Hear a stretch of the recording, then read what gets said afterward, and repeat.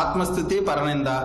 నేను చాలా గొప్పవాడిని, నా పరిపాలన స్వర్ణయుగం, నా పరిపాలనలో అందరూ సుభిక్షంగా ఉన్నారు, ఎక్కడా కూడా పీకలు కొయ్యలేదు, రోడ్లెమ్మడ పడేసి చంపలేదు, దళితుల యొక్క ఆత్మగౌరవాన్ని కించపరుస్తూ అనేకమైనటువంటి అంశాల్లో అది సప్లాన్ అయితేనేది 11,000 ఎకరాల పొలాలు, 9,000 స్కూల్స్ మూసివేయటం ఏంటి, ఎస్సీ ఎస్టీ అభివృద్ధికి ఉపయోగపడే ఎస్సీ కార్పొరేషన్ నిర్వీర్యం చేయటం అయితే ఏంటి, బీసీ కార్పొరేషన్ నిర్వీర్యం చేయతే ఏంటి, ఇలానే కాకుండా అనేకమైనటువంటి అంశాల్లో శాంతి భద్రతకు సంబంధించి కానీ, క్యారెక్టర్ అసాసినేట్ చేయటం కానీ, అన్ని విషయాల్లో కూడా పూర్తిగా విఫలమైనటువంటి జగన్మోహన్ రెడ్డి గారి ప్రభుత్వం మా ప్రభుత్వం హయాంలో బాగుంది.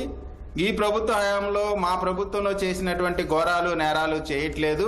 మీరు మాలాగా చేసి మాలాగా అధికారం కోల్పోవాలి కదా, మీరు మంచిగా ఎందుకు పరిపాలన చేస్తా ఉన్నారు, ప్రజలకి అభివృద్ధిని ఈ విధంగా మీరు పరిచయం చేస్తే రేపొద్దున అందరూ అభివృద్ధి కోరుకుంటారు. అదే విధంగా సంక్షేమం, పేదల్ని దానంగా కాకుండా చేపలు పట్టే విధానం నేర్పించి మళ్ళీ నేను చేపలు పట్టే వాళ్ళని చేస్తున్నారా అంటారు శ్రీకాంత్ గారు. నేను అనేది వాళ్ళ వంతుల స్వయం కృషితో పైకి వచ్చే దానికి తోడ్పాటునివ్వటం.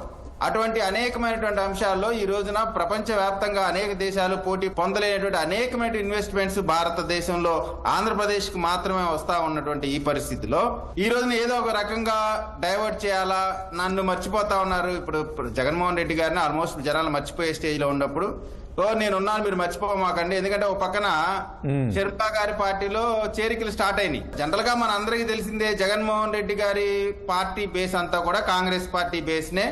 ఒక పాయింట్ ఇక్కడ, ఇప్పుడు మీరు ఏదైతే రాజధాని అంశానికి సంబంధించి ప్రతిష్టాత్మకంగా తీసుకొని మీరు నిర్మిస్తున్నారు, బాగుంది. కానీ ఇక్కడ కూడా ఆయన అన్నట్లు ఆల్రెడీ భవనాలు ఉన్నప్పటికీ కూడా ఎందుకు మళ్ళీ నిర్మిస్తున్నారు అనే దానిపైన ప్రజల్లో కూడా కాస్త అనుమానం వస్తుంది కదా. దురదృష్టం ఏంటంటే కనీసం ఆంధ్రప్రదేశ్ గురించి కొంచెమన్నా సరే, ఆంధ్రప్రదేశ్ అభివృద్ధి చెందాలనో, ఆంధ్రప్రదేశ్ కి మంచి జరగాలనో, ఆంధ్రప్రదేశ్ లో ప్రజలకు మంచి జరగాలని ఉండే ఆలోచనలు వేరుగా ఉంటాయి. వీళ్ళు 32,800 రూపాయలు వీళ్ళు ఊరికే నైట్ నిద్రపై పొద్దునే లెగవటానికి, వైజాగ్ లో ప్యాలెస్ కట్టించడానికి, ప్రభుత్వ సొమ్ముతో కట్టించడానికి 32,000 రూపాయలు ఏదో వాళ్ళు స్పెండ్ చేయొచ్చు. ఆంధ్రప్రదేశ్ కి తలమానికంగా ఉండేటువంటి రాజధానిలో ఈ ఇన్ఫ్రాస్ట్రక్చర్ కి సంబంధించిన అంశంలో ఖర్చు చేస్తే మాత్రం తప్పు చేస్తా ఉన్నారు అని చెప్పి అంటా ఉన్నారు.